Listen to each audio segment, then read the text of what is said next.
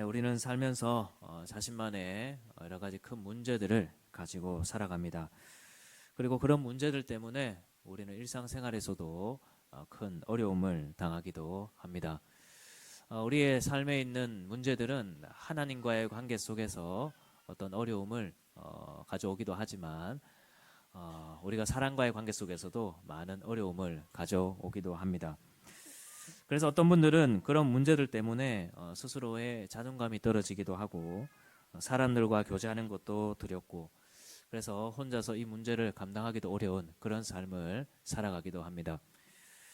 오늘 본문에는 그런 사람이 한 명 나옵니다. 이 사람은 나병에 걸린 사람이었는데 누가복음에 보면 온몸에 나병이 들었다 그렇게 기록하고 있습니다. 여기서 나병이라고 번역된 단어는 다양한 피부병을 통칭하는 단어입니다. 우리가 흔히 나병이라 하면 한센병이라 생각할 수 있는데 그것만 지칭하는 것이 아니라 오늘날 우리에게 있는 여러 가지 아토피라든지 그 당시에는 있었는지 모르겠지만 피부에 나는 전체적인 것을 통칭하는 단어가 이 나병이라는 단어입니다. 그런 피부병이 온몸에 퍼져가지고 누군가를 만날 수도 없고 사회활동을 할 수도 없었던 그런 외로운 사람이었습니다. 그리고 이런 사회는 그런 나병 환자가 이런 문제를 안고 살아갈 때에 그 문제를 도와주고 또 어떻게 하면 극복할 수 있는지를 하는 사회라기보다 오히려 정죄하고 피해하는 것이 그 당시 사회였습니다. 당시 사회는 누군가가 이렇게 큰 질병에 걸리면 저 사람이 하나님께 죄를 지어서 하나님께 벌을 받았다라고 생각을 했었습니다. 물론 성경에 보면 하나님은 누군가가 큰 죄를 지었을 때 이 나병으로 벌을 내리신 적도 있었습니다. 모세의 누나 미리암이 그랬고 또 우시아라는 왕이 그랬었습니다. 그런데 모든 나병이 이런 하나님의 심판을 나타내는 것은 아니었습니다. 하지만 이 사회는 누가 나병에 걸리거나 장애가 생기거나 큰 질병에 걸리면 혹시 저 사람 큰 죄를 지어서 그런 거 아니야? 그렇게 생각하곤 했었다는 것입니다. 그래서 그 사람에게 도움이 되고 손을 내밀어 주기보다 오히려 정죄하고 피하라고 했던 것이 그 사회의 모습이었습니다. 또 구약의 율법에 따르면 이렇게 나병에 걸린 사람들은 부정한 사람으로 여기고 사회적으로 격리를 시키는 그런 율법이 있기도 했었습니다. 물론 구약 성경의 레위기에 보면 이 정함과 부정에 관한 규례가 나오는데 오늘날까지 해당되는 그런 건 아니죠. 이 규례는 구약의 제사와 관련된 그런 규정이었는데 그런데 이런 정함과 부정의 규례는 선함과 악함에 관한 규례는 아닙니다. 돼지는 부정하고 소는 선하다 할 때, 소는 정하다 할 때 돼지는 악하고 소는 선하다 그렇게 말하는 것이 아닙니다.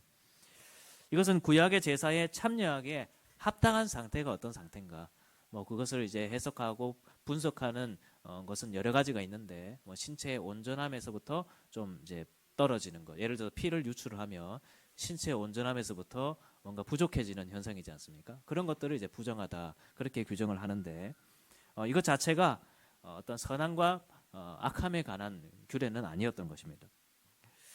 그런데 이 당시 사람들은 이것 자체를 어떤 악함이라는 문제로 보고 가까이 하기를 싫어했다는 것이죠. 그래서 이렇게 나병에 걸린 사람들은 다른 사람이 지나갈 때 옷을 찢고 머리를 풀고 입술을 가리면서 부정하다 부정하다 이렇게 얘기하면서 사람들이 자기에게 가까이 오는 것을 오지 못하도록 그렇게 하도록 했어야 했었습니다. 그래서 이 사람도 그렇게 사람들과 관계를 하지 못한 채 성 밖에서 홀로 격리되어서 그렇게 외로운 삶을 살아야 했던 사람이었습니다. 여러분 이 사람이 얼마나 힘겹게 살아야 됐을까요? 이 사람이 얼마 동안 이렇게 살았는지는 모르겠지만 이 사람의 온몸에 나병이 들린 것으로 봐서 아마 상당한 기간 동안 이 사람은 외롭게 홀로 그렇게 살았을 것이라 생각할 수 있을 것 같습니다. 여러분 그런데 이 사람이 오늘 보면 40절에 보면 예수님을 찾아가게 되었습니다. 그렇게 혼자 외롭게 살았고 다른 사람에게서부터 따가운 시선을 받았던 이 사람이 이제 용기를 내어서 예수님을 찾아가게 된 것입니다. 그리고 예수님 앞에 가서 엎드려 간구하면서 이렇게 말씀을 드렸습니다. 예수님께서 원하시면 저를 깨끗하게 하실 수 있습니다. 여러분 이 사람은 지금 어떻게 보면 굉장히 위험한 일을 하고 있는 것입니다. 왜냐하면 당시 이 부정에 관한 규례는 매우 엄중했기 때문에 심지어 구약 시대에는 왕조차도 이렇게 부정한 나병에 걸리면 성 밖으로 쫓겨나서 별궁에 지내곤 했었습니다. 우시아가 그런 왕이었거든요. 나병에 걸려서 왕궁에서 쫓겨나서 별궁에서 살다가 죽었습니다. 그래서 이 당시 사회에도 누가복음 17장에 보면 10명의 나병 환자들이 있었는데 아마 자기들이 격리해서 살아야 되니까 그런 분들이 함께 모여서 살았던 것 같습니다. 그런데 그런 분들이 예수님을 보자마자 예수님 앞에 찾아가지는 못하고, 왜냐하면 그런 격리의 규정이 너무나 엄중했기 때문에 멀리 서서 예수님을 향해서 예수님 우리 좀 고쳐주십시오, 그렇게 소리를 지를 수밖에 없었다는 것을 누가복음 17장에 보면 기록하고 있습니다. 그런데 이 사람은 지금 혼자서 정말 용감하게 예수님을 향해 쫓아간 것입니다. 사람들의 시선과 사람들이 어떻게 평가하는지 그것은 신경 쓰지 않고 오직 예수님만 바라고 예수님 앞에 나아갔습니다. 사람들을 만나면 머리를 풀어헤치고 스스로 입술을 가리면서 나는 부정한 사람입니다 라고 말해야 했던 이 사람이 예수님을 찾아가서 예수님 앞에 엎드린 것이죠. 여러분, 이 사람이 예수님 앞에 이렇게 했던 이유가 뭘까요? 오늘 본문 40절을 다시 보면 이 사람은 이렇게 말합니다. 예수님이 원하시면 저를 깨끗하게 하실 수 있습니다. 여러분, 이 사람은 지금 무엇을 고백하고 있는 것입니까? 예수님은 나를 고칠 수 있다는 것입니다. 지금 이 사람은 예수님의 능력에 대해서 정말 절대적으로 신뢰를 하고 있습니다. 그리고 예수님의 주권에 대해서도 인정하고 있죠. 주님이 원하시기만 하시면 됩니다. 주님이 원하시면 저를 고치실 수 있습니다. 그렇게 고백하고 있는 것입니다. 그러니까 이 고백은 설령 나의 이 문제가 해결되지 않더라도 이것은 주님의 능력이 부족해서가 아니라 오히려 예수님께서 그것을 원하시지 않아서 그런 것이고, 또 나를 향한 더 선하신 뜻이 있기 때문이지 예수님의 능력이 부족해서 그런 것이 아닙니다. 그렇게 고백하는 것입니다. 원하시면 하실 수 있습니다. 여러분, 이 사람은 예수님에 대한 이런 믿음이 있었던 사람이었습니다. 여러분, 그리고 우리 예수님은 이 사람의 믿음대로 예수님은 그런 분이셨습니다. 우리가 보지는 않았지만 1장 21절부터를 보면 예수님은 귀신 들린 사람을 낫게 하시고 또 열병에 걸렸던 사람을 낫게 해주셨습니다. 또 2장부터에서는 중풍병자를 고치시고 3장에서는 한쪽 손이 말라서 쓰지 못하는 한 사람을 고쳐주셨습니다. 오늘 본문에서도 결국 이 나병 들린 사람을 깨끗하게 낫게 해주셨습니다. 우리 예수님은 못하실 일이 없으신 분이시고 우리의 모든 질병과 아픔과 문제를 정말 깨끗하게 고쳐주실 수 있는 분이십니다. 뿐만 아니라 우리 예수님은 또한 그렇게 고쳐주기를 원하시는 분이라는 것을 오늘 본문에 나타나고 있습니다.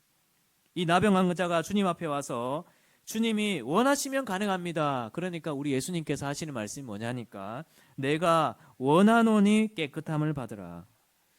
그러니까 우리 예수님은 그런 능력이 있으신 분이실 뿐만 아니라 이 사람을 고쳐주기를 원하시는 분이셨다는 것입니다. 여러분, 우리에게는 어떨까요? 우리에게도 동일합니다. 마태복음 7장에 보면 너희 중에 누가 아들이 떡을 달라 하는데 돌을 주며 생선을 달라 하는데 뱀을 줄 사람이 있겠느냐? 너희가 악한 자라도 좋은 것으로 자식에게 줄 줄 알거든 하물며 하늘에 계신 너희 아버지께서 구하는 자에게 좋은 것으로 주시지 않겠느냐? 우리 하나님은 우리의 문제를 해결하실 수 있는 분이시고 우리에게 좋은 것을 주시고 우리의 문제를 해결하기를 원하시는 하나님이시라는 겁니다. 혹여나 여러분들의 문제 때문에 자존감이 떨어지고 사람들을 만나는 것이 두렵고 그러면서도 이 문제를 내가 어떻게 해결해야 될까 그렇게 힘겹게 생각하는 경우가 있다면 우리 하나님께서 여러분들의 문제를 해결하실 수 있는 분이시고 또한 해결하기를 원하시는 분이라는 것을 기억하시길 바랍니다. 물론 우리의 뜻과 하나님의 뜻이 다 같을 수는 없습니다. 나는 이렇게 되고 싶은데 하나님의 원함은 그게 아니실 수도 있죠. 그러나 우리 하나님은 항상 우리에게 가장 선한 것을 주기를 원하시는 분임을 기억하시길 바랍니다. 하나님은 항상 그것을 원하고 계십니다. 우리에게 가장 선한 것을 주기를 원하시고 우리의 문제를 해결해 주기를 원하시는 그런 하나님이신 것입니다. 여러분뿐만 아니라 우리 예수님은 41절에 보면 그 사람을 보고 불쌍히 여기셨습니다. 여러분, 저는 우리 하나님이 이런 분이셔서 얼마나 좋은지 모릅니다. 우리 하나님은 그저 세상 사람들이 생각하는 것처럼 어떤 능력이 많은 어떤 절대자이신 하나님, 그런 하나님이실 뿐만 아니라 그 하나님은 우리의 문제를 해결하기를 원하시는 분이시고, 또한 우리의 문제를 매우 세심하게 우리의 마음에 함께 공감하시며 우리를 불쌍히 여기시는 분이십니다. 저는 지난 전반기에 다리를 좀 빨리 낫고 싶어서 참 많은 병원을 다녔었습니다. 몸이 아프다 보면 이 조급함이 생길 때가 있죠. 빨리 낫고 싶은 그런 마음들이 아프신 분들은 다 있을 것입니다. 인생의 문제를 가지신 분들은 다 그렇습니다. 인생의 어려움을 가지신 분들이 때로는 섣불리 잘못된 판단을 하기도 하고 그런 일들이 있지만 다 그 마음이 조급해서 그렇습니다. 저도 이제 몸이 아파보고 하니까 얼마나 이 아픈 분들이 조급한 마음을 가지는지 조금이나마 이해가 되었습니다.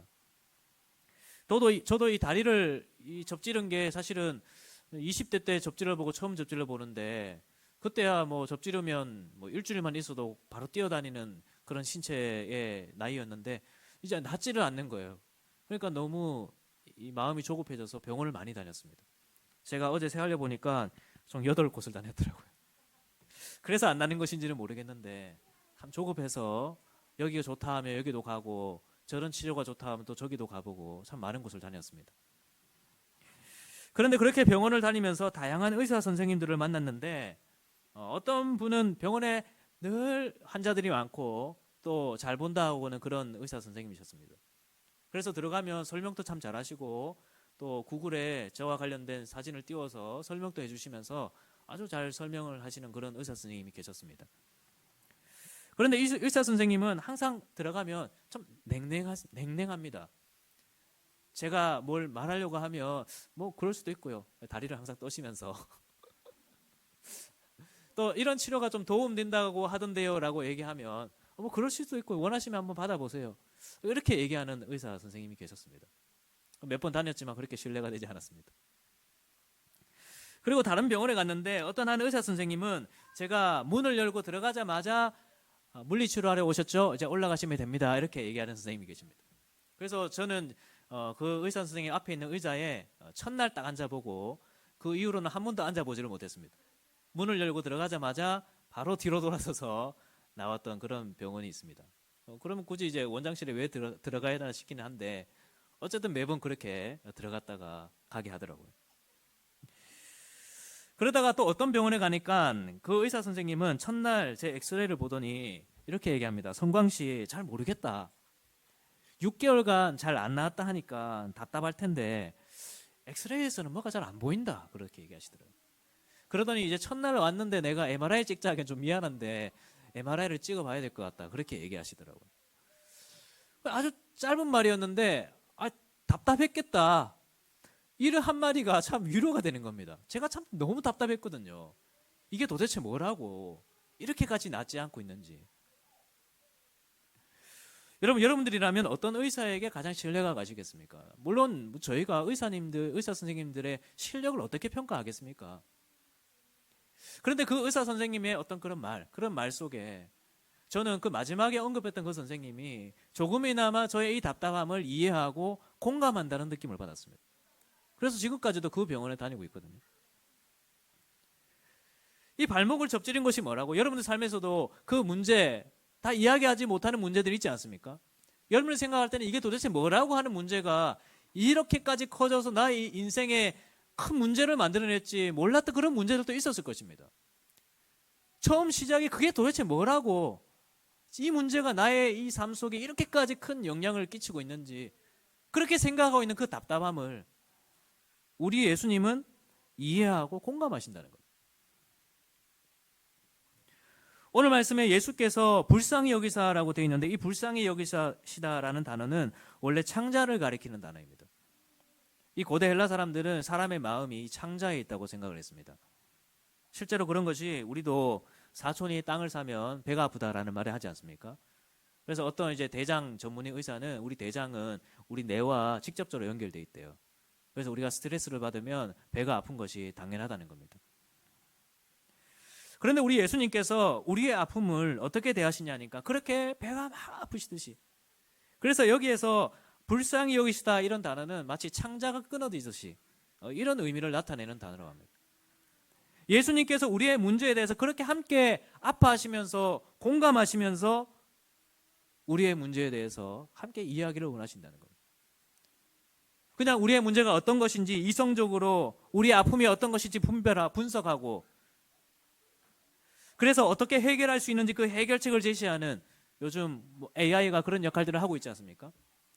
그런 AI 로봇과 같은 분이 우리의 하나님이 아니라 우리가 그동안 얼마나 힘들었는지, 그래서 사람들과의 관계 속에서 어떤 어려움이 있었는지, 혼자서는 그것을 어떤 고민들을 하고 있는지 그것을 함께 공감하시며 아파하신다는 겁니다.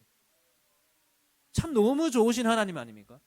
그런 능력이 있으신 하나님이실 뿐만 아니라 우리의 문제를 해결하기를 원하시는 하나님이시고, 해결하기를 원하시면서도 우리의 그 아픔과 문제에 대해서 공감하시는.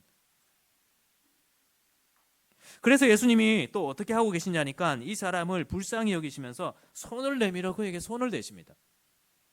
여러분, 당시 사람들은 이렇게 부정한 사람들에게 접촉하기를 원하지 않았습니다. 왜냐하면 구약 율법에 부정한 자와 접촉하면 정한 자가 부정한다고 된다고 가르쳤기 때문에. 그런데 우리 예수님은 그것을 아시면서도 그 사람에게 손을 대셨습니다. 왜 그랬을까요? 우리 예수님은 말씀만으로도 그 사람을 고치실 수 있었지만 그 사람의 마음을 아파하며 함께 아파하며 불쌍히 여기시며 그 사랑의 손길을 내미신 것입니다. 그 사람이 그렇게 아파했던 그 피부에 대해서, 그 사람이 지금까지 그렇게 붙들고 살았던 그 문제에 대해서 내가 다 이해한다고 이야기하시며 사랑의 손길을 내미신 것입니다. 저도 참 병원에 다니면서 의사 선생님들은 왜 내 발목을 만져주지 않을까 그런 생각을 할 때가 있어요. 물리치료사 선생님들이나 이제 한의원 선생님들은 어쩔 수 없이 다리를 만지지만 제가 그렇게 안 낫는다고 하는데도 발목에 어떤 부위가 인대가 상했는지를 만져보는 선생님 한 분도 없더라고요. 아마 그렇게 만지면서 확인해 줬으면 더 참 위로를 받았을 것 같아요. 아마 우리 예수님이 그런 마음으로 이 사람을 말씀만으로도 고쳐주실 수 있는 분이시지만 이 사람의 아픔에 대해서 손을 대시며 치료해 주신 것입니다. 사랑하는 여러분, 오늘 이 나병 환자는 인생에 정말 큰 문제가 있었지만 그 문제를 가지고 예수님께 나아갔고 이러한 예수님의 은혜를 입었습니다. 여러분, 우리에게는 이런 문제가 없습니까? 여러분들 스스로 해결할 수 없는 문제, 그래서 예수님의 도움이 필요한 그런 문제들이 있지는 않습니까? 마가복음 9장에 보면 한 귀신 들린 아이가 나옵니다. 그 아이가 얼마나 힘들게 살았는지, 귀신이 들리면 말을 못할 뿐만 아니라 듣지도 못하고 거품을 물고 막 이를 갈고 몸이 발이해졌다, 그렇게 성경에 기록하고 있습니다. 그리고 그 귀신 때문에 불 속에도 들어가고 물 속에도 뛰어드는 그런 정말 너무 힘든 삶을 살아야 했던 아이였습니다. 그런데 이 아이에게는 아버지가 있었는데 이 아이를 보는 아버지의 마음이 어떻겠습니까? 참 너무나 간절했겠죠. 그런데 이 아버지가 하루는 예수님을 만나게 되었습니다. 그리고 예수님께 이렇게 이야기를 했습니다. 예수님, 무엇을 하실 수 있거든 우리를 불쌍히 여기사 도와주옵소서. 그런데 우리 예수님께서 뭐라 하셨냐 하니까 할 수 있거든이 무슨 말이냐, 믿는 자에게는 능치 못한 일이 없느니라, 그렇게 말씀하셨습니다. 예수님 앞에서는 간절한 마음으로 할 수 있으면 해 주십시오 그렇게 말하는 것이 아니라 간절하다면 예수님을 믿고 예수님이 원하시면 하실 수 있습니다라고 고백해야 된다는 거죠. 여러분, 우리는 어떻나요? 우리도 어쩌면 이 아이의 아버지와 같이 간절하고 힘든 문제들을 가지고 있지만 예수님 앞에서 그렇게 말하고 있지는 않은가 모르겠습니다. 예수님, 하실 수 있으면 좀 해 주십시오.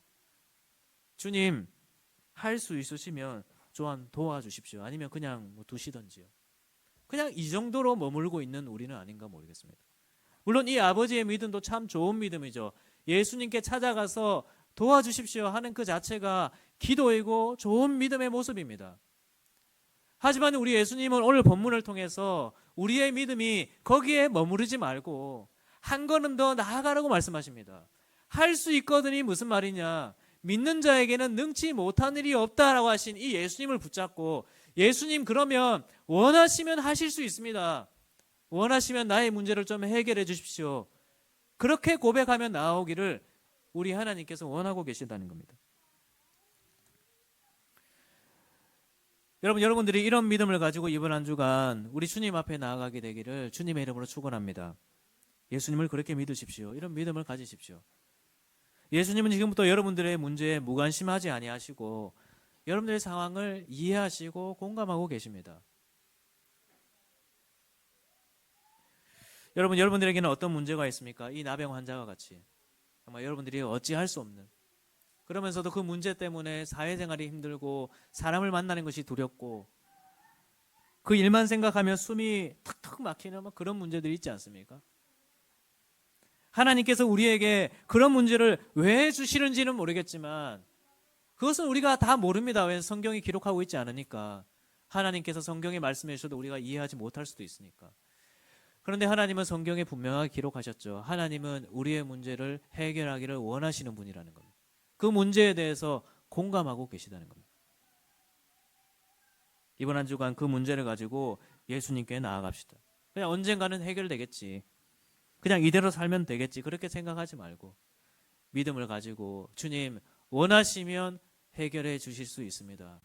그렇게 이야기하며 나아가는 우리 성도들이 되시기를 축복합니다. 말씀을 정리하겠습니다. 우리는 살면서 여러 가지 문제들을 만납니다. 그리고 그 문제들은 또 다른 문제들을 만들어내고 우리의 삶에 많은 영향들을 끼치곤 합니다. 그리고 우리는 그 문제를 보면서 좌절하기도 하죠. 자신감이 떨어지기도 합니다. 나에게로 문제가 있는데 사람들이 나를 환영할까 좋아할까 그렇게 걱정하며 살기도 합니다. 그런데 그 문제들 중에서 그 어떠한 것도 우리 하나님께서 해결하지 못하는 문제는 없습니다.